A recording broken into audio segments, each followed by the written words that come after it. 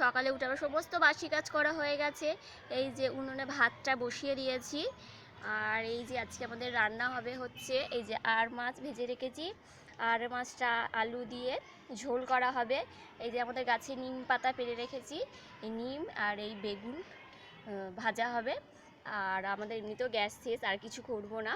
তো please please তোমরা আমাদের চ্যানেলটাকে প্রত্যেক দিন দেখো, সাবস্ক্রাইব করো, লাইক করো।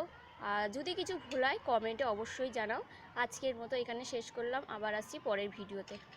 ভালো থেকো তোমরা সবাই, রাখলাম।